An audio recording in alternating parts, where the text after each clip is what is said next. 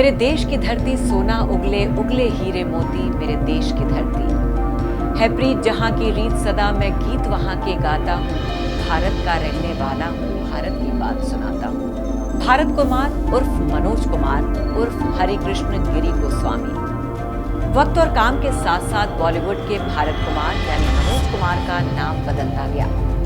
उन्हें नई पहचान मिलती गई और लोग उनके दीवाने होते चले गए। वो कहते थे, दीवानों से ये मत पूछो दीवानों में क्या गुजरी है। नमस्कार, आप देख रहे हैं बॉलीवुड लेजेंड सितारों का सफरनामा और आपके साथ मैं हूं मुक्ता सिंह। आज बात बॉलीवुड के उस चमकते सितारे की जिसने अपनी शर्तों पर काम किया, नाम कमाया और सारी दुनिया में शोहरत हासिल की। जी हाँ, हम बात कर रहे हैं मनोज कुमार की। मनोज कुमार का जन्म पाकिस्तान के एबटाबाद में 24 जुलाई 1937 को हुआ था। उनका बचपन का नाम हरिकृष्ण गिरी गोस्वामी था। वो 10 साल के थे जब देश का बंटवारा हुआ और माता पिता के साथ उन्हें एबटाबाद छोड़कर दिल्ली आना पड़ा। मारकाट का दौर था, हर तरफ लूटपाट और हत्याएं हो रही थी। ऐसे में जान बचाने और जिंदगी को जैसे तैसे आगे बढ़ाने के लिए परिवार दिल्ली के राजेंद्र नगर के पास किंग्सवे कैंप के विजयनगर रिफ्यूजी कॉलोनी में रहने लगा।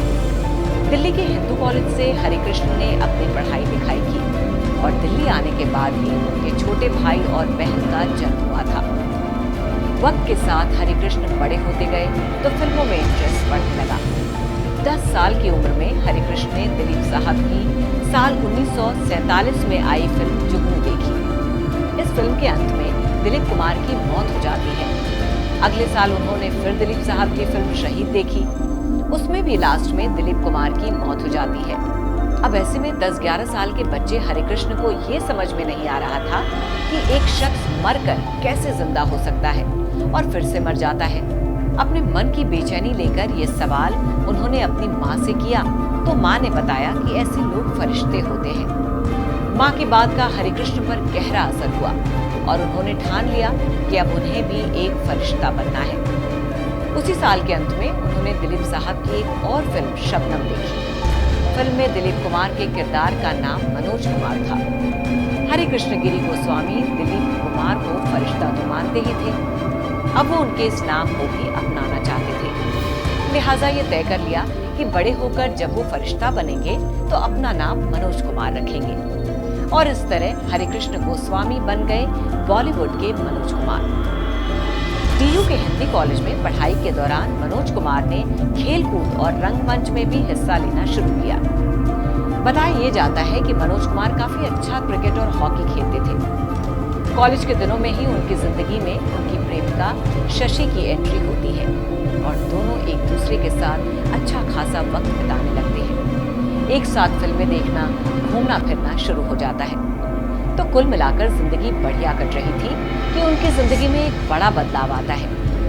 एक दिन अचानक उनकी मुलाकात अपने एक रिश्तेदार लेखराज भाकरे से हुई, जो कि एक फिल्म निर्देशक थे और अपनी फिल्म टांगेवाली के प्रीमियर के लिए दिल्ली आए हुए थे। अब उन्होंने जैसे ही मनोज को देखा तो कहा, अरे तू तो बिल्कुल हीरो जैसा लगता है। ये बात सुनते ही मनोज को अपना फरिश्ता बनने वाला सपना सच होता दिखाई दिया। उन्होंने झट से लेखराज से कहा, तो फिर बना दीजिए ना हीरो। बस फिर क्या था, लेखराज भाकरे के बुलावे पर मनोज कुमार सपनों की नगरी बंबई पहुंच गए और उनके साथ काम करने लगे। साल आया 1957। मनोज तब 20 साल के हो चुके थे। लेखराज भाकरे ने फिल्म बनाई फैशन। इस फिल्म में हीरो थे प्रदीप कुमार और हीरोइन थी माला सिन्हा। हैरानी की बात यह थी कि इस फिल्म में एक युवा लड़के को 90 साल के बूढ़े भिखारी का छोटा सा रोल दिया गया। इसके बाद लेखराज ने उन्हें अपनी अगली फिल्म सहारा और चांदनी में 4-5 सीन दिए, लेकिन उनका फरिश्ता बनने का सपना अब भी अधूरा था। बताया जाता है कि मनोज कुमार उन दिनों कई दूसरे निर्माता निर्देशकों से भी फिल्म में काम करने और रोल पाने की मिन्नतें करते रहे, लेकिन वो कहते हैं ना, देर से ही सही लेकिन मेहनत करने वालों की भगवान सुनता जरूर है। इसी तरह भगवान ने मनोज कुमार की फरियाद भी सुन ली और साल 1961 में उन्हें लीड एक्टर के तौर पर पहली फिल्म मिली कांच की गुड़िया, लेकिन वो फिल्म फ्लॉप हो गई। इसके बाद मनोज ने कुछ और फिल्मों में भी काम किया, लेकिन उन फिल्मों ने भी बॉक्स ऑफिस पर दम तोड़ दिया। मनोज का वक्त बदला। अगले साल 1962 में आई फिल्म हरियाली और रास्ता से। ये फिल्म सिल्वर जुबली हिट रही और माला सिन्हा के साथ उन पर फिल्माए गए सभी गाने भी।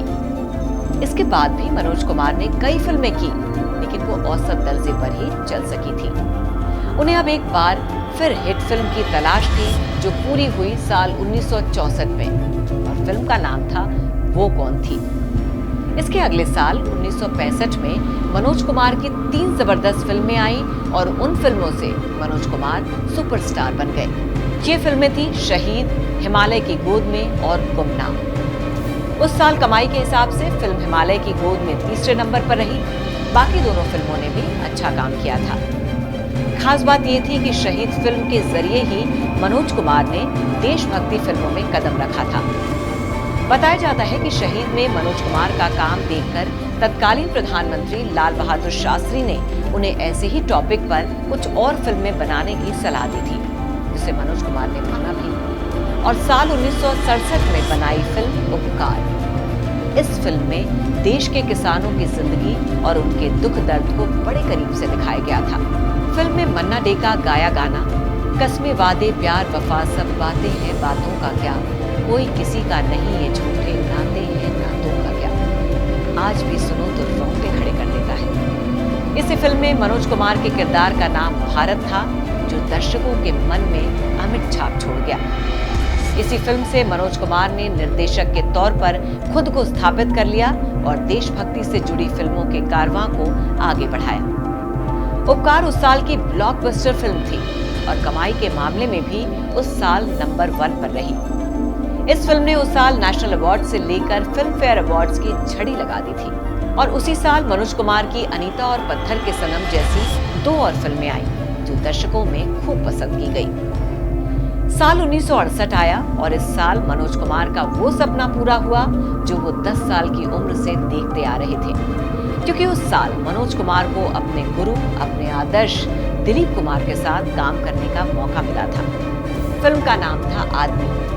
फिल्म में ट्रेजेडी किंग को बराबरी की टक्कर देने वाले मनोज कुमार का काम काफी पसंद किया गया। अभी तक मनोज कुमार को फिल्म अभिनेता और निर्देशक के रूप में पूरे देश में पहचान मिल चुकी थी और अब बारी थी उनके फिल्म निर्माता बनने की, जो पूरी हुई साल 1970 में आई फिल्म पूरब और पश्चिम से।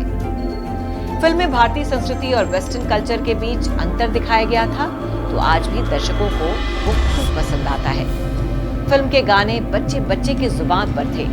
मनोज कुमार पर फिल्माया गया मुकेश कुमार की दर्द भरी आवाज में गाना कोई जब तुम्हारा हृदय तोड़ दे, तड़पता हुआ जब तुम्हें छोड़ दे, तब तुम मेरे पास आना प्रिय, मेरा दर खुला है, खुला ही रहेगा तुम्हारे लिए। ये गीत आज भी दर्द के सागर में डूबे आशिकों को सहारा देने का काम करता है। इस फिल्म ने भारत कुमार को विदेशों में भी जबरदस्त हिट कर दिया था। इसके बाद उन्होंने कभी पीछे मुड़कर नहीं देखा। भारत कुमार ने कई बड़ी फिल्में बनाई, जैसे रोटी कपड़ा और मकान, शोर और क्रांति। फिल्म शोर में एक बार फिर उनके एक गाने ने हर ओर शोर मचा दिया था और उसके बोल थे, एक प्यार का नगमा है, मौजों की रवानी है, जिंदगी और कुछ भी नहीं, तेरी मेरी कहानी है। इस गाने के लिरिक्स, इस गाने का म्यूजिक और लता मुकेश की दर्द भरी आवाज को टक्कर देने वाला गाना आज तक नहीं बना होगा। इसी तरह से फिल्म क्रांति के गाने और एक से बढ़कर एक दिग्गज सितारों का मेला शायद ही इससे पहले किसी फिल्म में देखा गया था। दिलीप कुमार, मनोज कुमार, शशि कपूर, शत्रुघ्न सिन्हा, हेमा मालिनी, परवीन बॉबी, निरुपमा रॉय, सारिका, प्रेम चोपड़ा, प्रदीप कुमार, मदन पुरी और टॉम ऑल्टर जैसे सुपरस्टार्स एक साथ इस फिल्म में नजर आए थे। फिल्म निर्माण के अलावा मनोज कुमार ने दूसरे निर्माता निर्देशकों की फिल्मों में भी काम करना जारी रखा और बेईमान, सन्यासी और 10 नंबरी जैसे फिल्मों में काम करके दर्शकों की खूब वाहवाही बटोरी। लेकिन वक्त के साथ साथ बॉलीवुड में भी बड़े लेवल पर बदलाव हो रहे थे। अमिताभ बच्चन, विनोद खन्ना, शत्रुघ्न सिन्हा जैसे दमदार एक्शन हीरोज की एंट्री से पुराने कलाकारों की डिमांड कम होती जा रही थी और ऐसा ही मनोज कुमार के साथ भी हुआ। 80 का दशक शुरू होने के बाद मनोज कुमार की उम्र और करियर भी ढलने लगी। अब बात करें घर परिवार की, तो मनोज कुमार ने अपने कॉलेज की प्रेमिका शशि को ही अपनी जिंदगी का हमसफर बनाया और उनसे शादी की। उनके 2 बेटे हुए, कुणाल और विशाल गोस्वामी। इनमें से विशाल ने गायकी की दुनिया में कदम रखा और कुणाल ने अभिनय की दुनिया में। लेकिन दोनों ही बच्चों की किस्मत ने उनका साथ नहीं दिया। कुणाल को तो खुद मनोज कुमार ने अपनी कुछ फिल्मों में रोल देकर लॉन्च करने की कोशिश की थी, लेकिन उनका अभिनय शायद देश की जनता को पसंद नहीं आया। हालांकि मनोज कुमार खुद भी साल 2000 तक कुछ फिल्मों में नजर आए, लेकिन उनके बच्चों का करियर पूरी तरह से असफल ही रहा। अपने 4 दशक से भी लंबे करियर में उन्हें बेस्ट एक्टर, डायरेक्टर और राइटर के अनगिनत अवार्ड्स मिले। अपने दर्शकों को हमेशा से अपना अन्नदाता मानने वाले मनोज कुमार को पद्म भूषण और दादा साहब फाल्के जैसे अवार्ड से भी नवाजा जा चुका है। समस्त भारत के प्यारे भारत कुमार अब 87 साल के होने जा रहे हैं और हमें यकीन है कि भारतीय सिनेमा जगत के इतिहास में हमेशा उनका नाम गर्व से लिया जाएगा।